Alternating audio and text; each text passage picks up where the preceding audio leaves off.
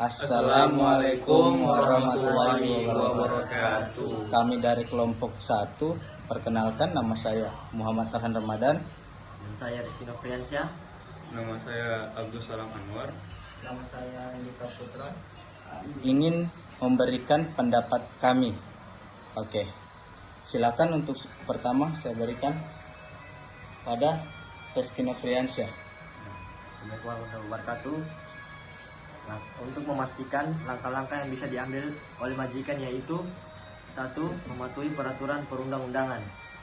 Majikan harus mematuhi semua peraturan undang-undangan yang berlaku terkait upah, termasuk upah minimum yang ditetapkan oleh pemerintah. 2. Transparansi dalam struktur skala upah. Majikan harus memiliki struktur dan skala upah yang jelas dan transparan, sehingga karyawan dapat memahami bagaimana upah mereka dihitung dan ditentukan. 3. Evaluasi penyesuaian upah secara berkala. Melakukan evaluasi dan penyesuaian upah secara berkala untuk memastikan bahwa upah tetap kompetitif dan sesuai dengan inflasi serta biaya hidup yang meningkat. 4. Komunikasi terbuka. 5. Keadilan dan kesetaraan. 6. Pemberian tunjangan dan insentif. 7. Pelatihan dalam pengembangan. Ya, itu saja jawaban dari saya. Selanjutnya, pertanyaan yang kedua akan dijawab oleh Abdul Salam Anwar. Saya persilahkan Abdul Salam Anwar. Oke, Baik. Nah, kan tadi sudah dijelaskan tentang pernyataan ke pertama. Nah, saya akan lanjut ke pernyataan yang kedua, yaitu tentang fenomena klaim budaya Indonesia oleh bangsa lain. Nah, seringkali dipengaruhi oleh beberapa faktor.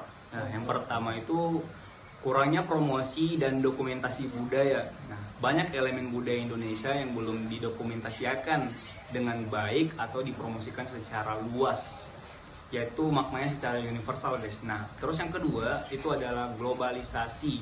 Ya, globalisasi memudahkan penyebaran budaya antar negara, sehingga budaya tersebut bukan cuma di Indonesia kami mengetahui tersebut, tetapi di luar negeri juga, di beberapa mancanegara sudah diketahui itu budaya.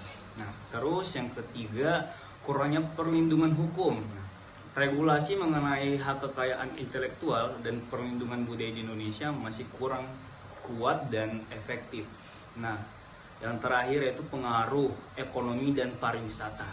Budaya seringkali dikaitkan dengan pariwisata. Mengapa? Karena budaya yang memiliki nilai ekonomi tinggi dan menarik bagi pariwisata seringkali menjadi target klaim oleh negara lain. Nah, jadi saya akan menjelaskan dampak positif dengan dampak negatif terkait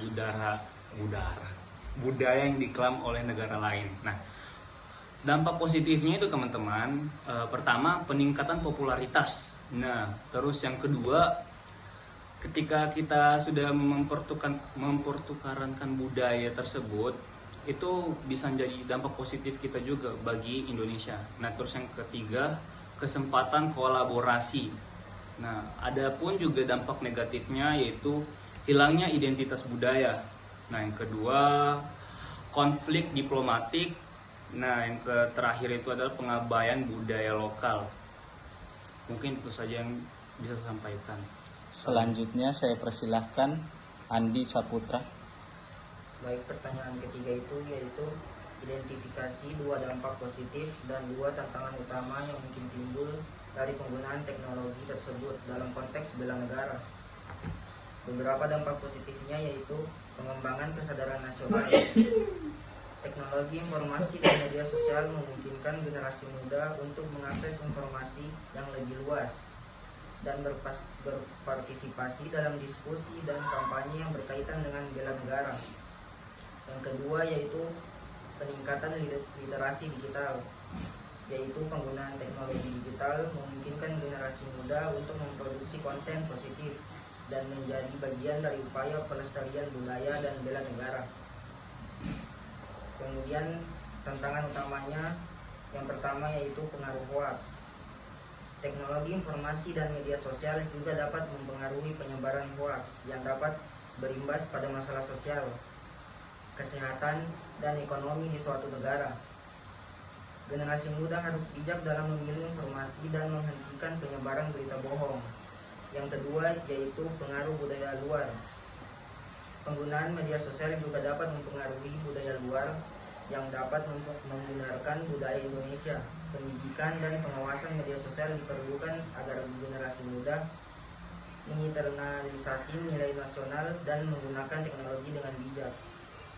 Dengan demikian, teknologi informasi dan media sosial dapat menjadi alat yang efektif dalam membangun karakter bangsa yang kuat, tetapi perlu diimbangi dengan pendekatan yang tepat dan pengawasan yang ketat.